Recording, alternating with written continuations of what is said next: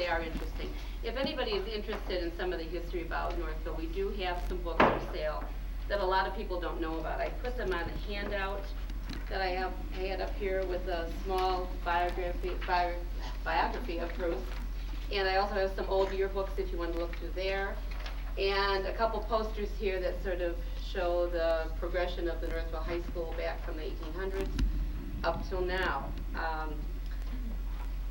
Let's see. Now I can introduce our guest. I think if anybody has had a child in the Northville schools, you probably have gone through the Wash Oak School experience, and Bruce is integrally connected with that. He's done it for many years. One of my highlights of my job right now is that I get to read the letters that the school kids write to Bruce thanking him. And he just does a wonderful job with the kids. They all enjoy it, and we're glad to have him. He is a graduate of Northville High School, a lifelong resident of Northville. He has 5 children that all graduated from Northville High School. Tonight he will enlighten us all about our high school's history. And we're looking forward to the future now, but there's a lot of past history with this high school. May I introduce to you Mr. Bruce Turnbull, who was also the Northville High School class president of 1937. I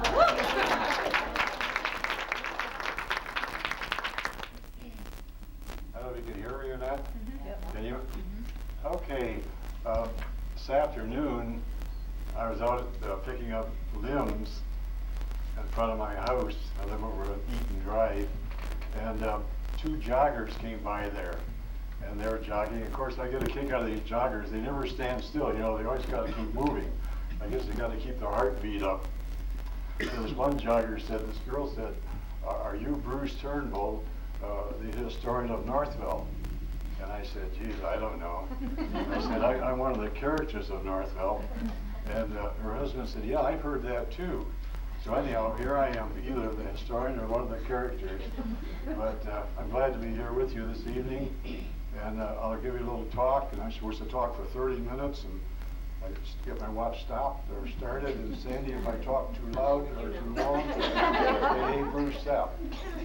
There's a lot of history of Northville schools. And Sandy, she said she wanted me to talk on the history of Northville High School property. Okay, well, I think the high school property, there's more information behind the school than there is in front of the school. For example, Buckner Hill, that's this hill right out here behind the school. Back thousands of years ago, for some reason or other, when the glaciers came through this area and the ice started all over this area, the glaciers stopped temporarily in Northville. I don't know for why. Maybe they thought it was such a nice little town, they stopped here. But it stopped here and dumped a bunch of gravel here. All these hills are full of gravel. They've been hauling gravel out of Northville for the last 100 years, and they're still hauling gravel out in the areas around Northville for the roads. So anyhow, that's the way Buckner Hill got built, which is right out behind our school here. Buckner Hill is 980 feet above sea level. Downtown Detroit is 530 feet above sea level. So standing on the top of this hill out here, it's looking like a 32-story building going right down to Detroit. So on a clear night, naturally, you can see downtown Detroit right from the top of the hill out here. They call this the Little Switzerland of Wayne County. It's the only part of Wayne County that has any hills.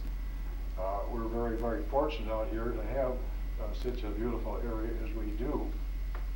On Buckner Hill, in the early days, my father's story was that they would start up here on bobsleds. And they'd get to be about 8 or 10 people on the bobsleds. And down the hill they would go. They'd go all the way down to the bottom of the hill. They'd go over to where the city hall is. They would turn and go across that hill down there. They'd go down Wing Street past the post office and end up down at the fairgrounds. Now, I don't know if that's true or not, but it possibly could be. I do know that when I was a young child, 12, 14 years of age here in Northville, we used to take our sleds, and we'd slam on the top of the hill up here, and we'd go all the way down to the post office on our sleds. In those days, they didn't use any salt on the roads, and they would put a little sand on the crossroads. So in Northville, when it got snow and slippery and icy, it stayed that way till spring. Nothing ever melted. We used to even go skiing behind cars with a rope behind the car all around Northville. That's kind of fun too. So anyhow, Buckner Hill was a very popular spot.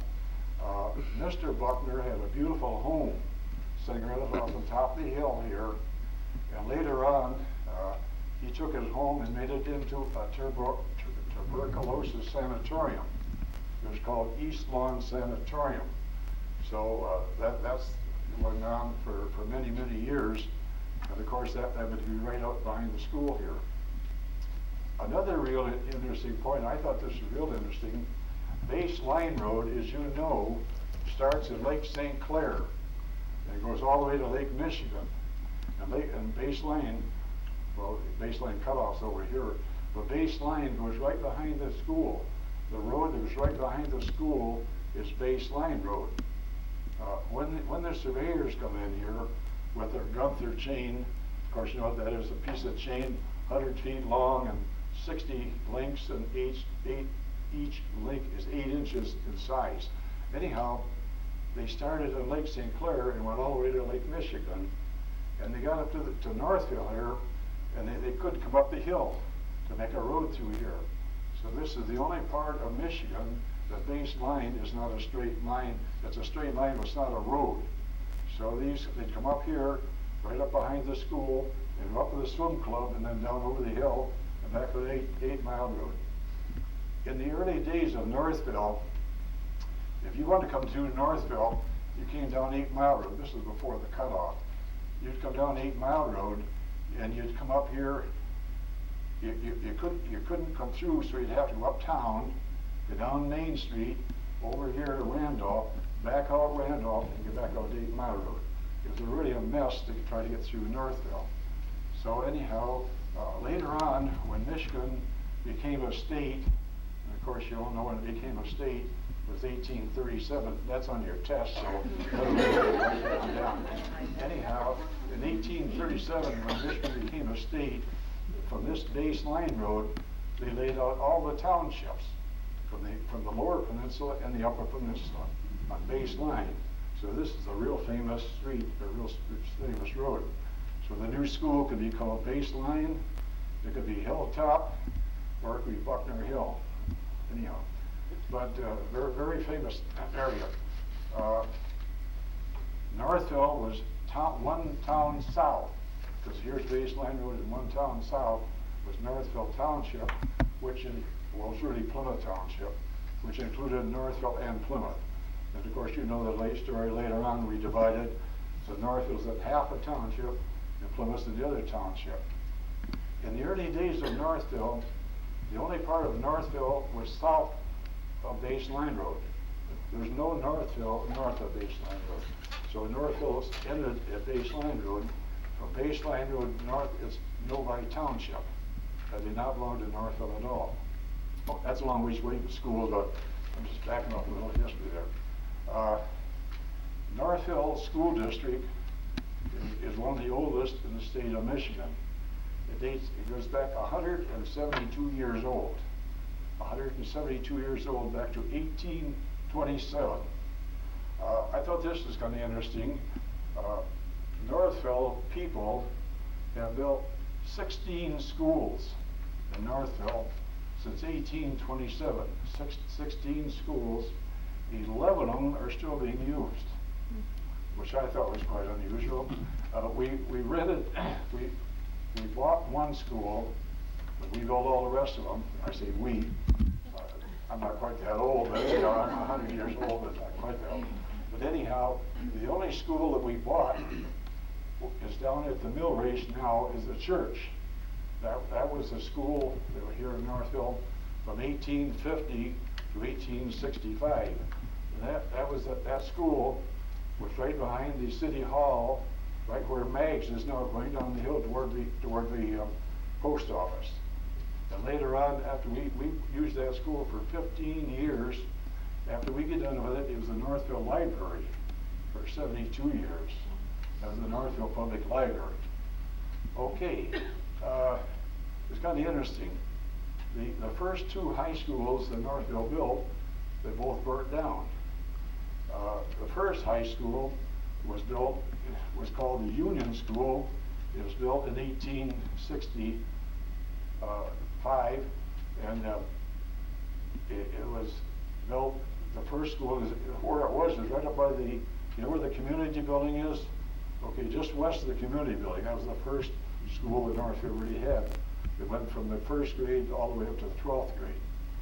So that was built in 1865, and the first graduating class was in 1869 in Northville. Then they thought, gee, we got too many students coming in, we need more school. So then from there, they built another high school, they built another building, which was the high school, right over by the cemetery, by the Katy Street Cemetery. That was the next school they built.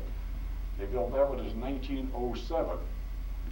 So then we had two schools in grade. We had a grade school and we had a high school. And so that worked out real good. The West Street, shows West Street up here. West Street dead ends right now on Main Street. But West Street used to go all the way down to Katy Street, right by the gates of the cemetery.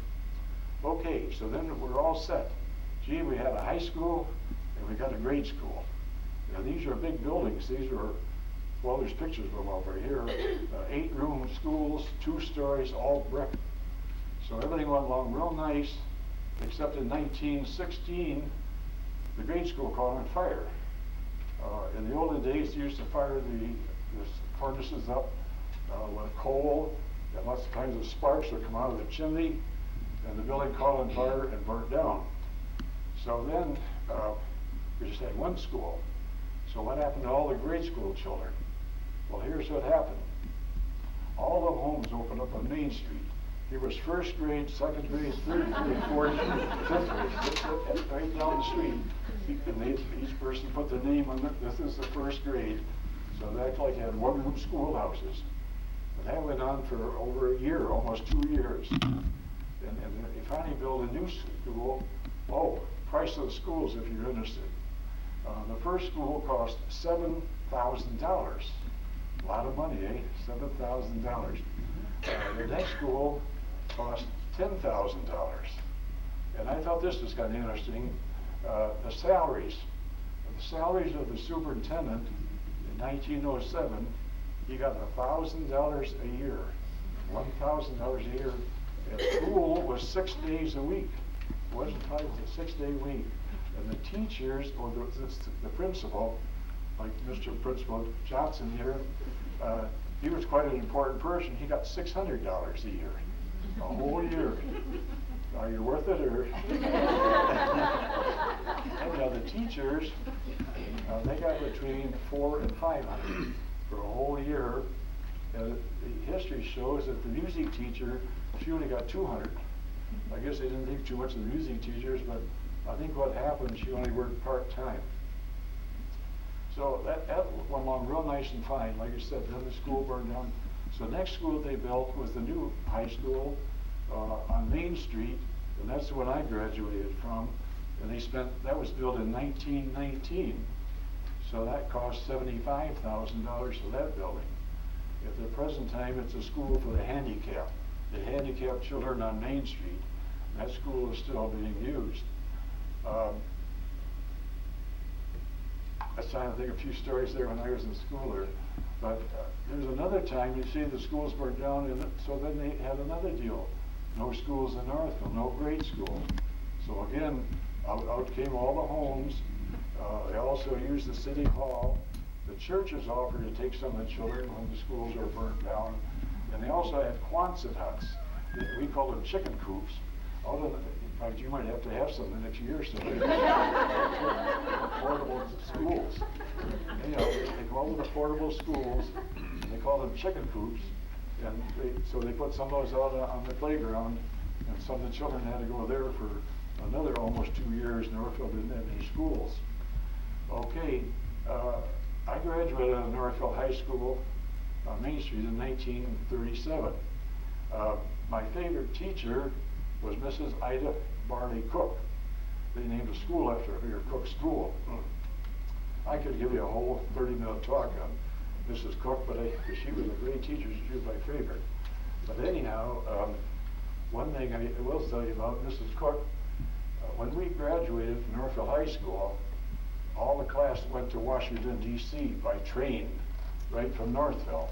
The train pulled into the depot down here, and we all got on the train and went to Washington.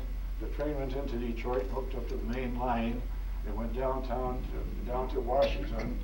And so Mrs. Ida Barley Cook, she went with us. She was our guest. And it was one day going to Washington, 3 days in Washington, 1 day back home. Do you know how much that cost us? $37.50. Big deal, eh?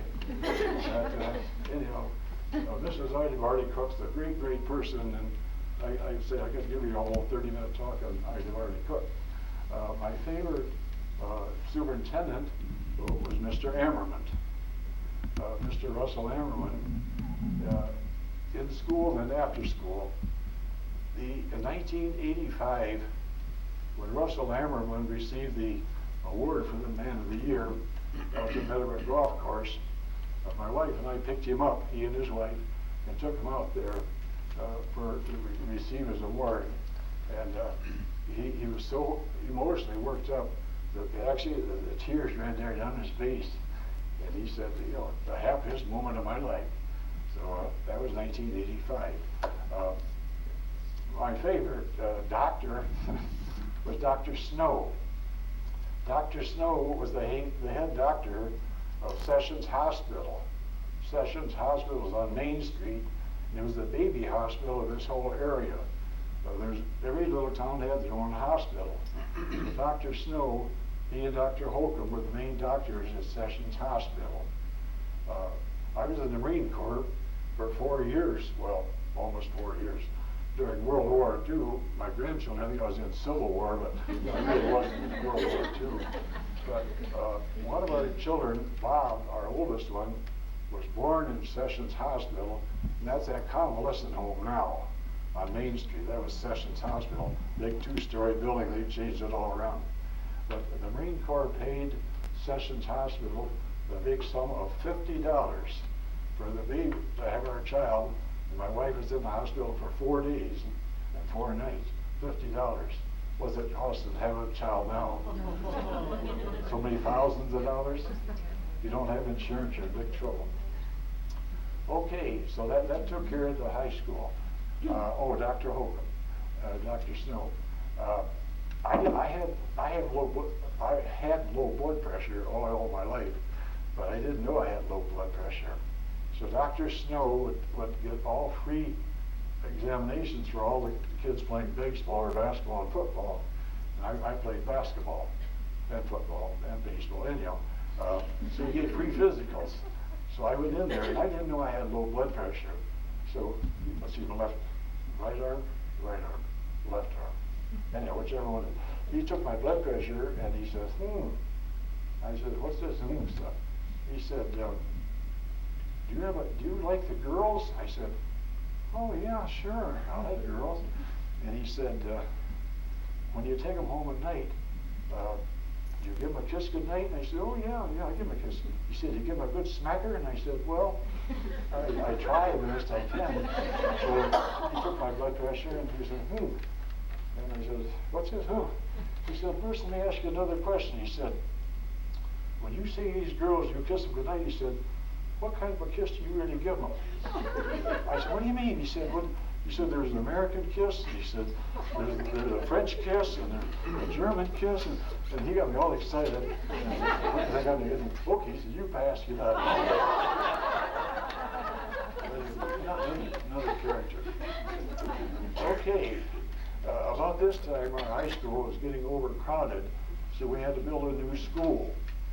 So the school board went out and looked at the property, this property right up in here, in this area. But the only trouble, it belonged to Novi. It was Novi Township. And with water and sewer and police protection and fire protection, they didn't want to go to Novi to build a school at that time because Novi didn't have sewer and water down this far.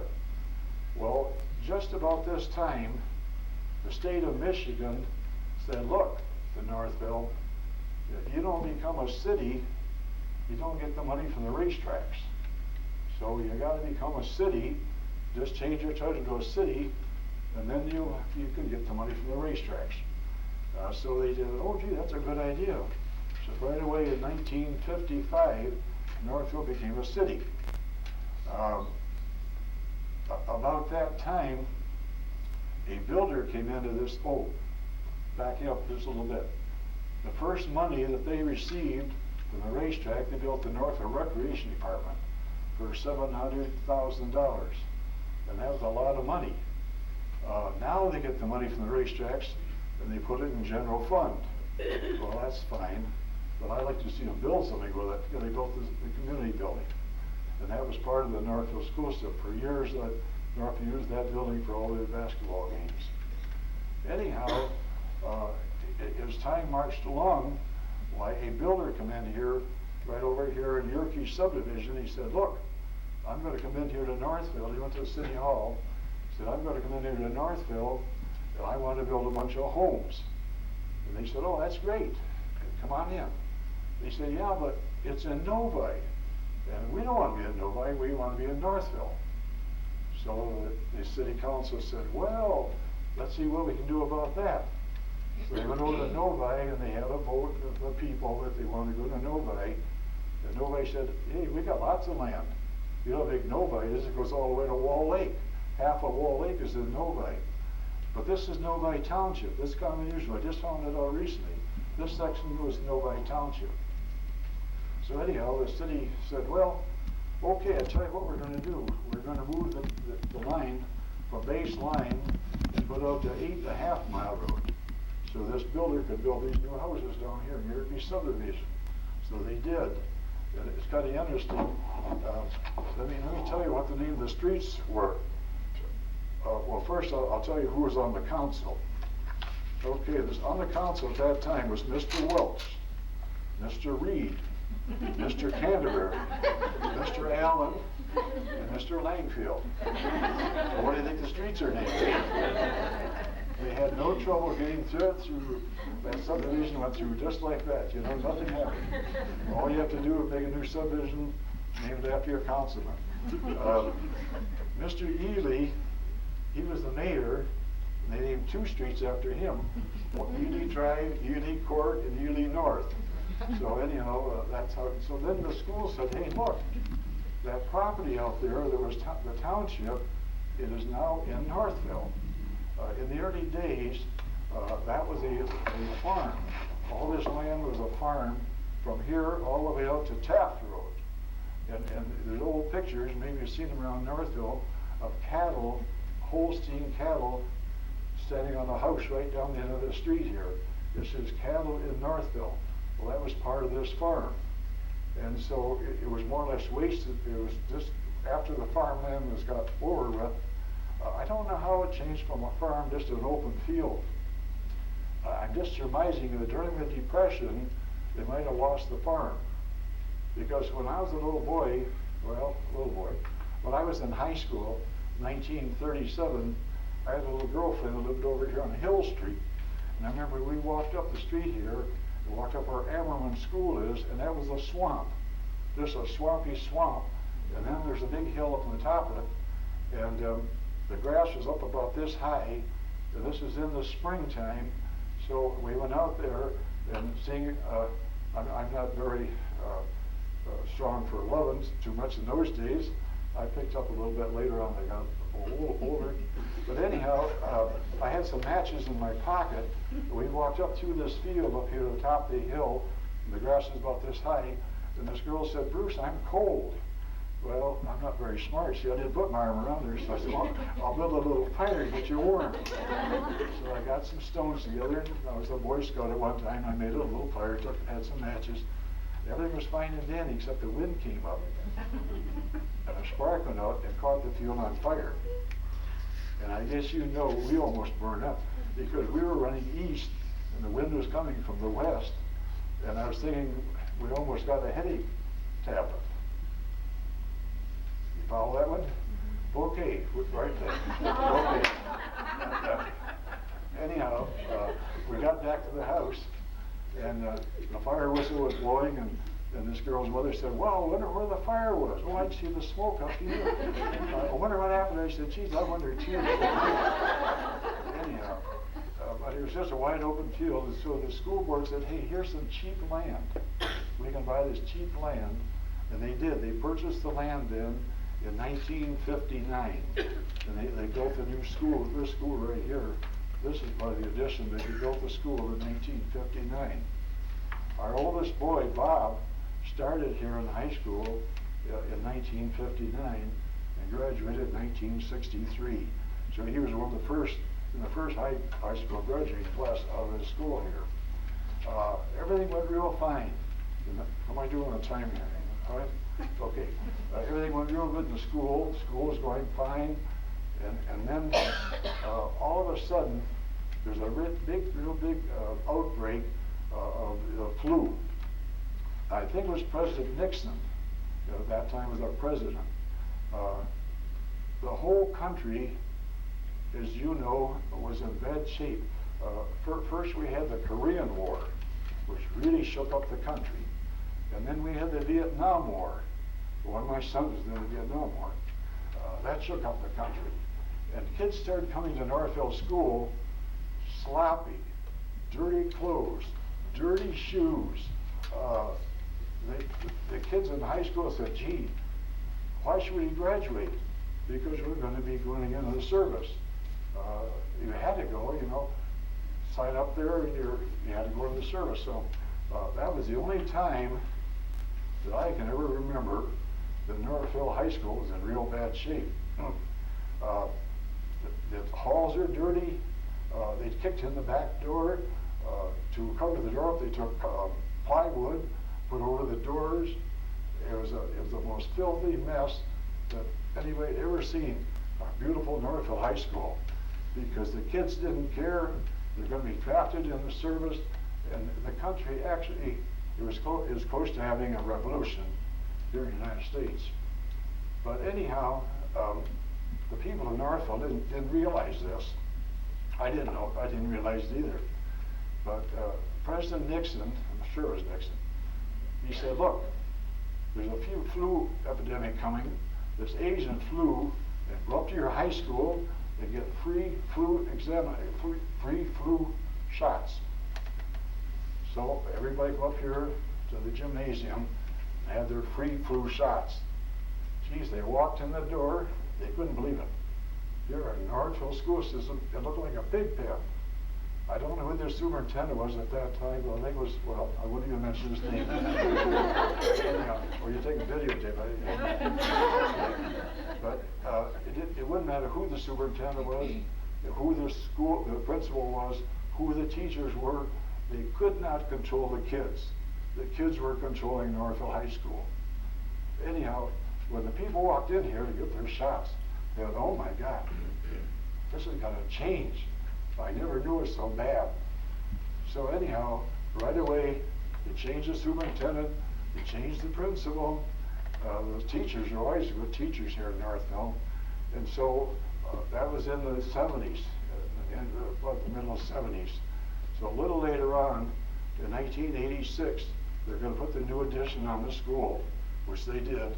And they had no trouble at all getting a bond issue, because people are so pepped up and hepped up to do our school up right the way it is now, that you know, there's no problem at all. So I think that more or less covers everything.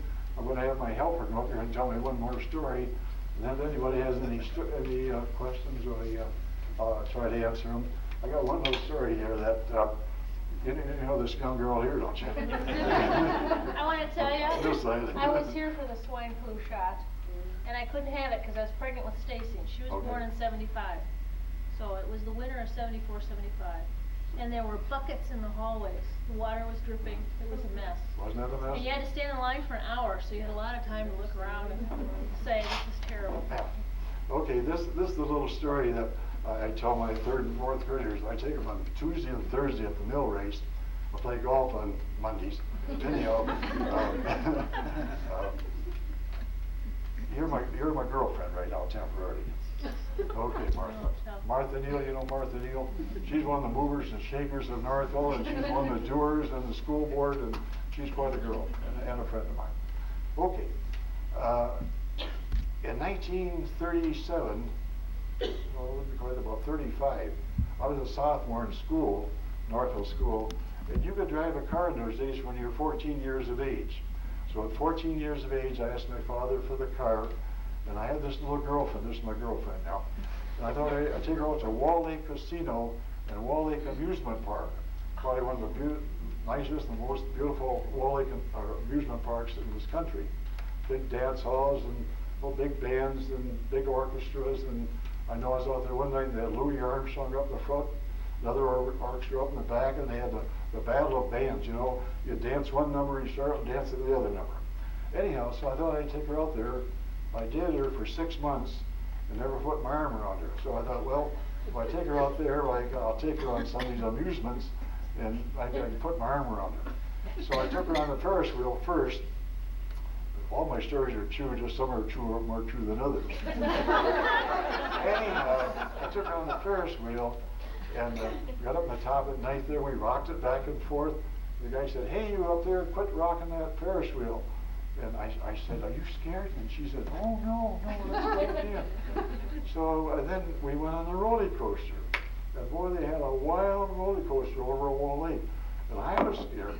I said, "Are you scared?" And she said, "Oh, no, let's go again." Wow, well, I only had 50 cents left. They had speedboat rides out there. You run across Wall Lake at night real fast and there was a big spotlight on about 12 or 14 people in the speedboat. Then you come back over the waves. Well, we hit one wave and we almost tipped ourselves right over. And she finally said, "Oh, Bruce, put your arm around me." Wow, I'm scared. Big thrill. Who do you think the girl is now? Rita Turnbull. My wife, yeah. For 57 years. For Anyhow, 50 cents. So I tell these little kids, I say, now be real careful on who you take a speedboat ride with me, because you might marry him. All the little boys say, "Oh, no." Thank you, I enjoyed it. God bless. Anybody have any questions for Bruce about Northville history? About the high school, were the colors orange and black, and was the mascot Mustang? The colors of North has always been orange and black. We used to have a saying, "Orange and black, quack, quack. Who quacked? We quack. Orange and black, quack."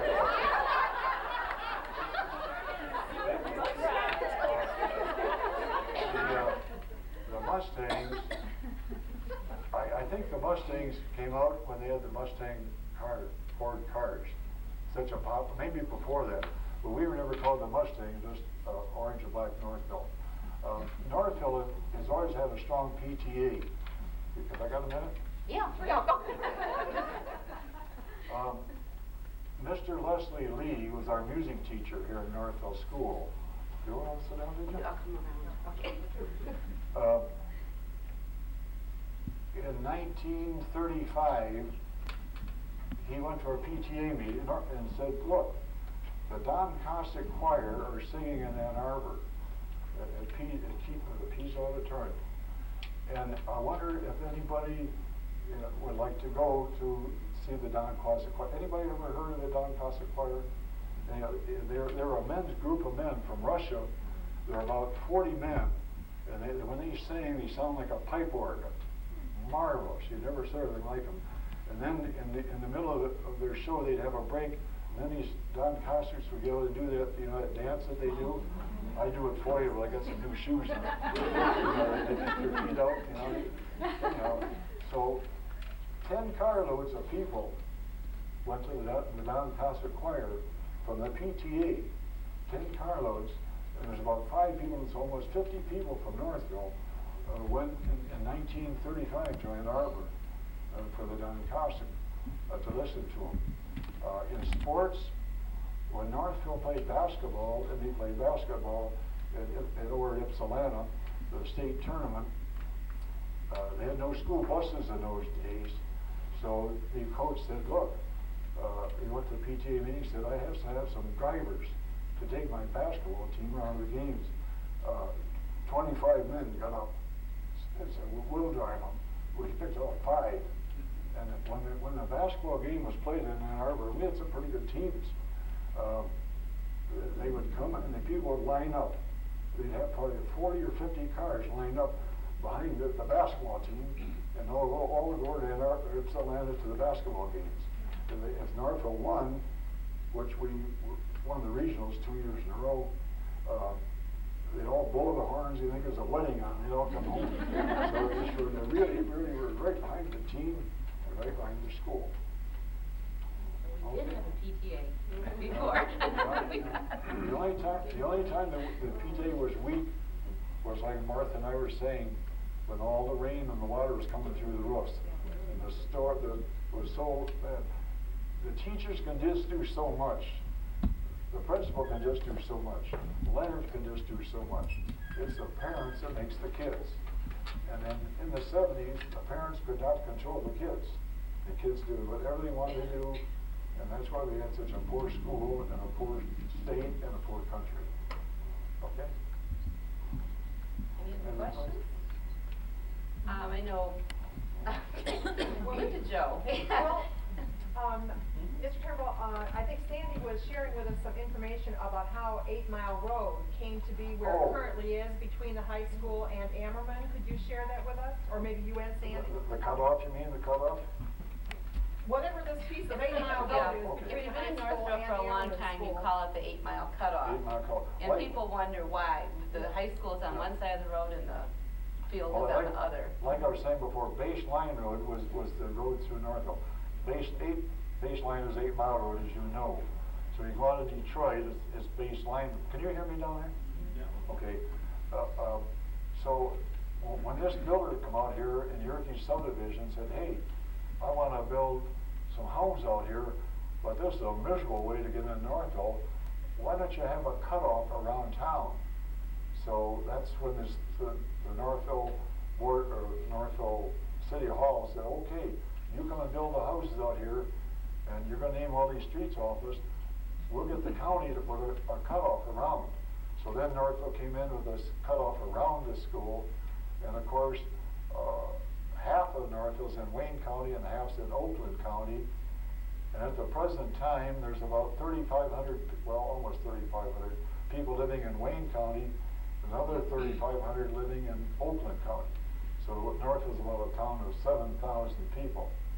But that's the reason they put the cutoff around there to save this, doing the Dipsy Doodle down around through town, so he could go through, and also for this new subdivision up here, so he could build his houses and people could get to the houses. And then, like partly in exchange for putting the road through, the county was that built the overpass, the walkway, so the kids could get from one side to the other.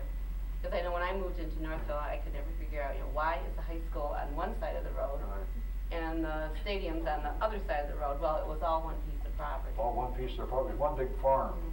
At the time that Northville made this into a city, Northville Estates out here on Beck Road, that also asked to come into Northville. So that's the time that Northville Estates also came out of Novi and became Northville. Okay. Well, thank you Well, for coming tonight. Well, my pleasure, and thank you.